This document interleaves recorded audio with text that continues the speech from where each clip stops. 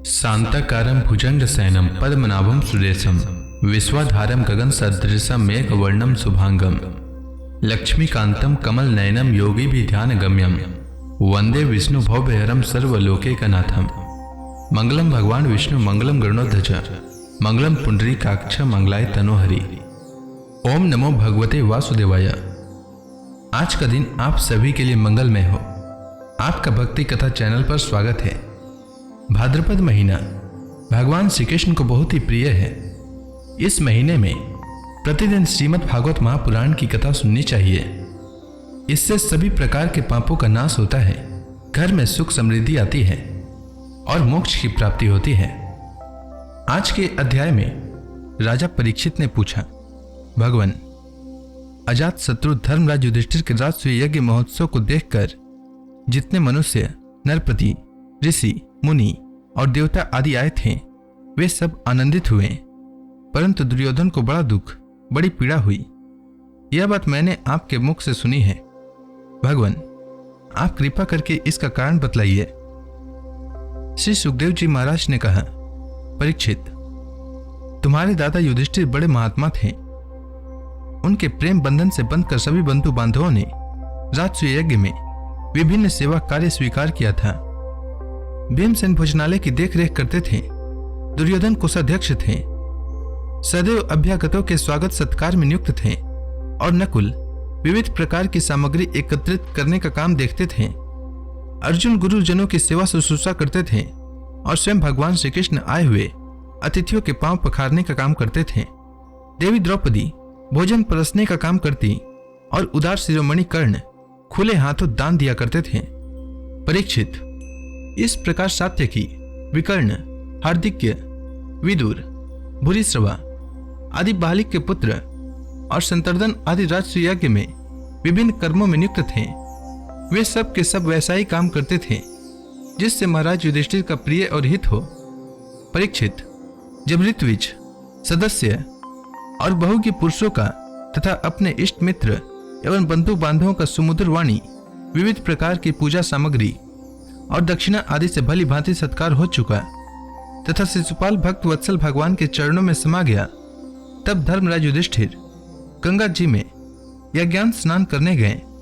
उस समय जब वे अवृत स्नान करने लगे, तब मृदंग, शंख, ढोल, नौबत, नगारे और नरसिंगे आदि तरह तरह के बाजे बजने लगे।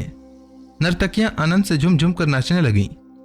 सोने के हार पहने हुए यदु, श्रृंजय, कंबोज, कुरु, केकय और कौशल देश के नरपति रंग बिरंगी ध्वजा पताकाओं से युक्त और खूब सजे धजे गजराजों, रथों, घोड़ों तथा सुसज्जित वीर सैनिकों के साथ महाराज युधिष्ठिर को आगे करके पृथ्वी को कपाते हुए चल रहे थे। यज्ञ के सदस्य ऋत्विज और बहुत से श्रेष्ठ ब्राह्मण वेद मंत्रों का ऊंचे स्वर से उच्चारण करते हुए चले। देवता, ऋषि, पीतर, गंधर्व आकाश से पुष्पों की वर्षा करते हुए उनकी स्तुति करने लगे। इंद्रप्रस्थ के नर नारी इत्र फुलेल, पुष्पों के हार, रंग बिरंगे वस्त्र और बहुमूल्य आभूषणों से सज धज कर एक दूसरे पर जल, तेल, दूध, मक्खन आदि रस डालकर भिगो देते और इस प्रकार क्रीड़ा करते हुए चलने लगे। वरांगनाएं पुरुषों को तेल, गोरस, सुगंधित जल, हल्दी और गाठी केसर मल देती और पुरुष भी उन्हें उन्हीं वस्तुओं से सराबोर कर देते। उस समय इस उत्सव को देखने के लिए जैसे उत्तम उत्तम विमानों पर चढ़कर आकाश में बहुत सी देवियां आई थी, वैसे ही सैनिकों के द्वारा सुरक्षित इंद्रप्रस्थ की बहुत सी राज महिलाएं भी सुंदर सुंदर पालकियों पर सवार होकर आई थी। पांडवों के ममेरे भाई श्री कृष्ण और उनके सखा उन रानियों के ऊपर तरह तरह के रंग आदि डाल रहे थे। इससे रानियों के मुख लजीली मुस्कुराहट से खिल उठते थे और उनकी बड़ी शोभा होती थी। उन लोगों के रंग आदि डालने से रानियों के वस्त्र भीग गए थे। वे भी पिचकारी और पात्रों में रंग भर भर कर अपने देवरों और उनके सखाओं पर उड़ेल रही थी। प्रेम भरी उत्सुकता के कारण उनकी चोटियों और जड़ों के बंधन ढीले पड़ गए थे तथा उनमें गुथे हुए फूल गिरते जा रहे थे। परीक्षित, उनका यह रुचिर और पवित्र विहार देखकर मलिन अंतःकरण वाले पुरुषों का चित्त चंचल हो उठता था, काम मोहित हो जाता था। चक्रवर्ती राजा युधिष्ठिर द्रौपदी आदि रानियों के साथ सुंदर घोड़ों से युक्त एवं सोने के हारों से सुसज्जित रथ पर सवार होकर ऐसे शोभायमान हो रहे थे मानो स्वयं राजसूय यज्ञ, प्रयाज आदि क्रियाओं के साथ मूर्तिमान होकर प्रकट हो गया हो। ऋत्विजों ने पत्नी संजय तथा यज्ञांत स्नान संबंधी कर्म करवाकर द्रौपदी के साथ सम्राट युधिष्ठिर को आचमन करवाया और इसके बाद गंगा स्नान।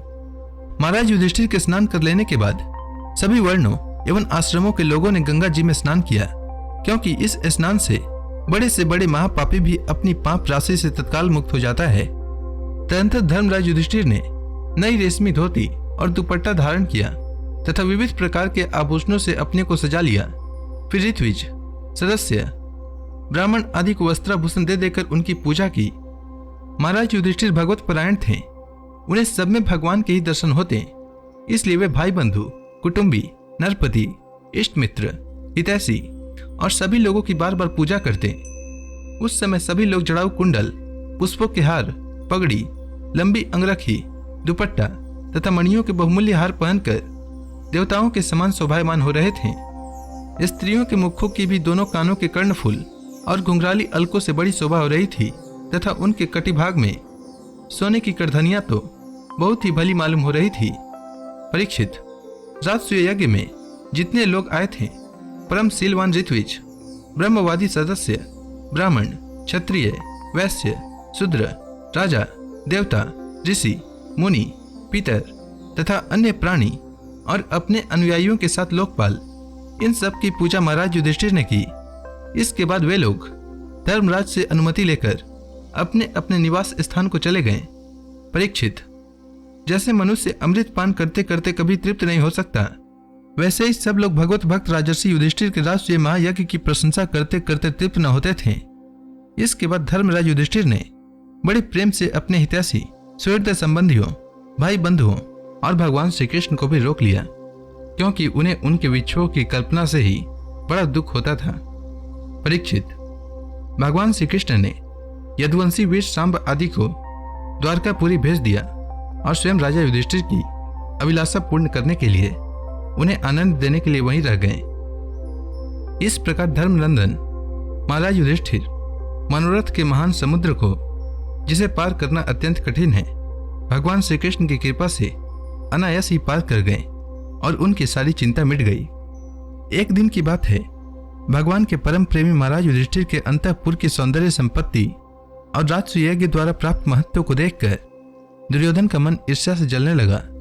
परीक्षित, पांडवों के लिए मैदानों ने जो महल बनवा दिए थे, उनमें नरपति, दैत्यपति और सुरपतियों की विविध विभूतियां तथा श्रेष्ठ सौंदर्य स्थान स्थान पर शोभायमान था। उनके द्वारा राजरानी द्रौपदी अपने पतियों की सेवा करती थी। उस राजभवन में उन दिनों भगवान श्री कृष्ण के सहस्त्रों रानियां निवास करती थीं। नितंब के भारी भार के कारण जब वे उस राजभवन में धीरे धीरे चलने लगती थीं, तब उनके पाजेबों की झनकार चारों ओर फैल जाती थी।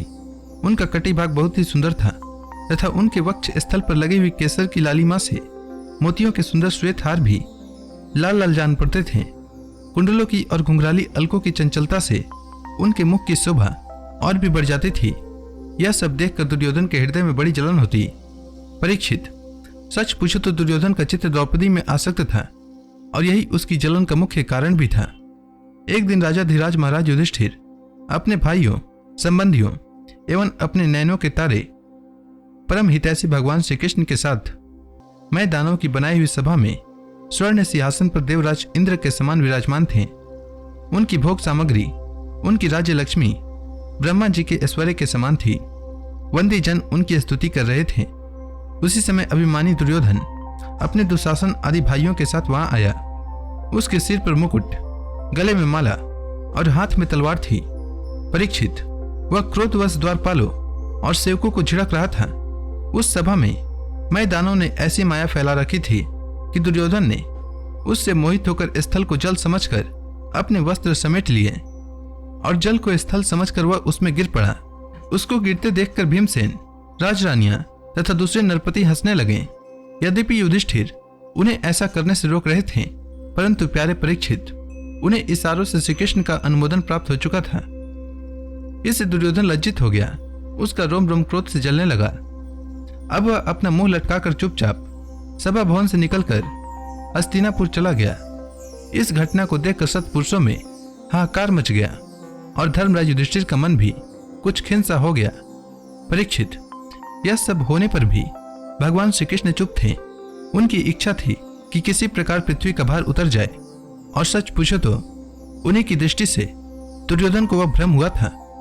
परीक्षित, तुमने मुझसे यह पूछा था कि उस महान राजसूय यज्ञ में दुर्योधन को डाह क्यों हुआ, जलन क्यों हुई, सो वह सब मैंने तुम्हें बतला दिया। तो इसी के साथ यह अध्याय समाप्त हुआ। इसके आगे की कथा मैं कल के अध्याय में सुनाऊंगा। तब तक के लिए भगवान हरि का नाम लेते रहें।